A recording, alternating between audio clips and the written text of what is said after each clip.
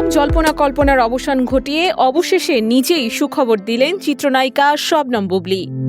সামাজিক যোগাযোগ মাধ্যমে ঢালিউড মেগাস্টার শাকিব খানকে সঙ্গে নিয়ে এক যৌথ পোস্টে কন্যা সন্তানের মা হওয়ার খবর দেন তিনি।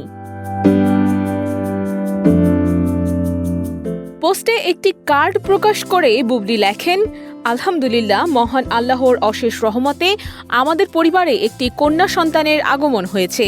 এই আনন্দের মুহূর্তে যারা আমাদের জন্য দোয়া করেছেন এবং শুভকামনা জানিয়েছেন তাদের প্রতি আন্তরিক কৃতজ্ঞতা।